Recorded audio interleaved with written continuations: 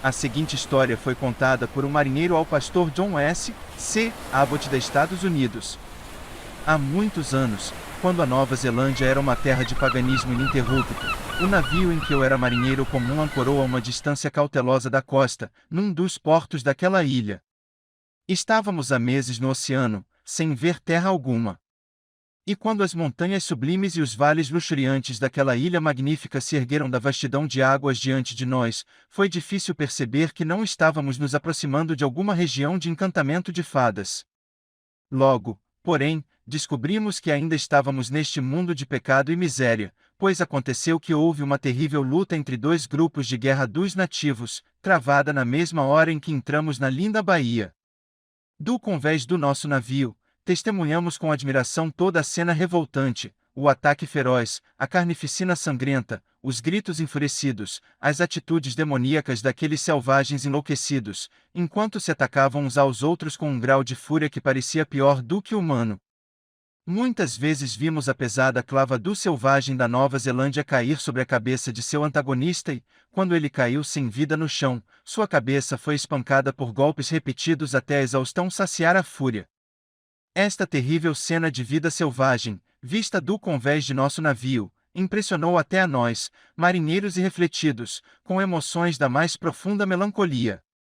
Em consequência da guerra, ou de alguma outra causa, nenhuma canoa vinda da costa se aproximou do nosso navio.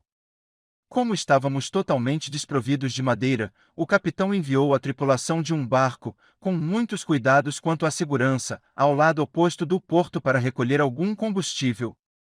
Fui enviado com esta equipe.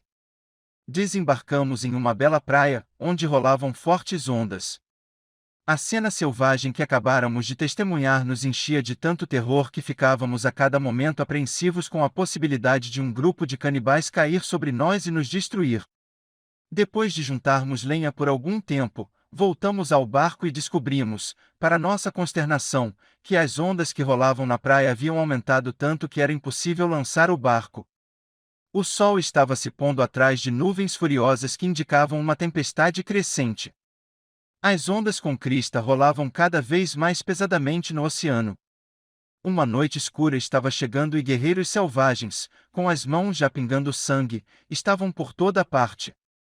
Ficamos todos em silêncio. Ninguém estava disposto a falar dos seus medos, e, no entanto, ninguém conseguia ocultá-los.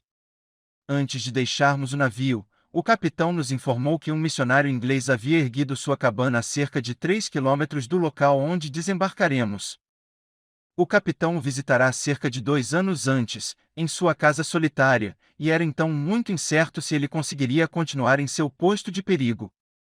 Resolvemos imediatamente nos esforçar para encontrar o missionário e procurar a proteção que ele pudesse nos proporcionar durante a noite.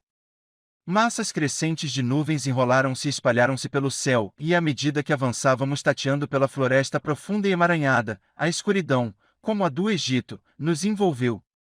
Depois de perambulamos, mal sabíamos onde, por algum tempo, ouvíamos os gritos dos selvagens, seja em conflito, seja em folia. Cautelosamente nos aproximamos dos sons, até que vimos um grande grupo reunido em torno de suas fogueiras, com os hediondos troféus de sua recente batalha, e exultando por sua vitória. Achamos que seria sensato mantermos-nos o mais longe possível deles e novamente nos afastamos da luz da fogueira e entramos na floresta escura, onde mal podíamos ver o comprimento de um braço à nossa frente. Finalmente chegamos a um pequeno caminho, e seguindo lentamente, tropeçando na escuridão sobre rochas e raízes de árvores, chegamos à luz cintilante de uma lâmpada. Eu, com outro membro do grupo, fomos enviados para fazer reconhecimento. Logo descobrimos que a luz provinha de uma cabana, mas não sabíamos se era da fogueira noturna de um selvagem neozelandês ou da lâmpada do missionário cristão, e poucos podem imaginar a ansiedade com que avançamos cautelosamente para averiguar como poderia ser o fato. Nossas esperanças foram grandemente revividas pela visão de uma janela envidraçada. E quando, através daquela janela, vimos um homem vestido de vida civilizada, com a mulher e um filho, ajoelhados nas suas orações vespertinas, a nossa alegria não teve limites. Esperando alguns momentos até que a oração terminasse, entramos pela porta e, embora a surpresa dos internos tenha sido muito grande ao ver dois marinheiros brancos entrarem em sua casa, fomos recebidos com muita hospitalidade. O missionário acendeu imediatamente a sua lanterna e, seguindo conosco, conduziu o resto do nosso grupo para sua humilde morada. Todos nós dormimos no chão dele durante a noite. Cansado, porém, como estava, não encontrei muito descanso. Pensei em minha pacata casa na New England, Estados Unidos, da qual estive ausente apenas por alguns meses. Pensei em minha mãe e em sua ansiedade em relação ao seu menino marinheiro nesta sua primeira viagem. A cena era realmente nova para mim. Os ventos crescentes da noite tempestuosa, as cenas selvagens do homem e da natureza ao nosso redor, a imagem vívida do conflito sangrento, com a lembrança de seus gritos hediondos e diabólicos, todos unidos de tal forma para impressionar meu espírito, que descobri mais pouco repouso. Meus companheiros, porém, talvez mais acostumados ao perigo, e talvez menos viciados em pensamentos, logo adormeceram profundamente. De manhã cedo, um grupo de guerreiros veio à cabana do missionário à nossa procura, tendo de alguma forma verificado que a tripulação de um barco estava na costa. O missionário e sua esposa, tanto no semblante como nos modos, manifestaram a mais profunda ansiedade pela nossa segurança. Os selvagens eram imperiosos e rudes, e pareceu-me então que nada além do poder restritivo de Deus preservava esta família ilesa, no meio de homens tão cruéis e traiçoeiros.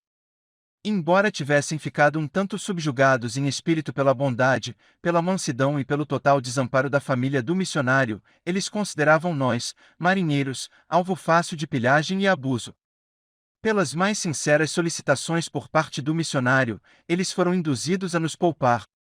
O missionário acompanhou-nos até ao nosso barco e tínhamos, como comitiva, uma tropa de selvagens rebeldes e farristas, brandindo os seus sangrentos porretes de guerra sobre as nossas cabeças para nos convencer de que estávamos no seu poder.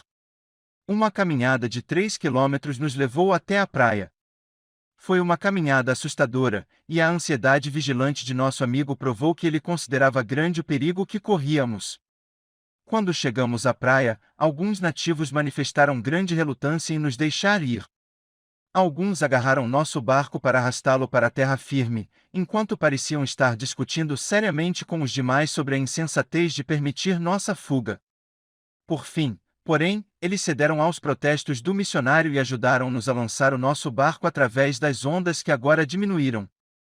Enquanto remamos desde a costa, olhei para trás, para aquele homem devotado, parado na praia, no meio daqueles selvagens rudes, e pensei em seu retorno à sua casa solitária, e nos dias, semanas e meses que ele deveria estar lá.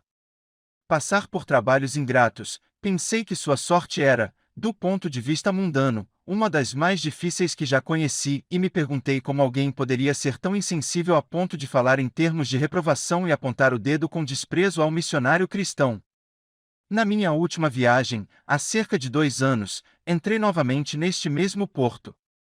Hoje é chamada de Baía das Ilhas e é um dos lugares mais bonitos em paisagens naturais da superfície do globo. Mal pude acreditar em meus olhos ao contemplar uma cidade bonita e econômica, com muitas moradias indicativas de riqueza e elegância. Havia igrejas de arquitetura de bom gosto e crianças em idade escolar com suas lousas e livros. E podiam ser vistas famílias neozelandesas morando em salas alegres, santificadas pelas orações matinais e pelos hinos noturnos. O trabalho incansável do missionário criou, através da bênção de Deus, um novo mundo, e as emoções de profunda compaixão com que o olhei, quando o deixamos na praia sozinho com os selvagens, transformaram-se em sentimentos de admiração, e quase inveja, diante de suas conquistas. Todos os outros trabalhos pareciam triviais comparados ao dele.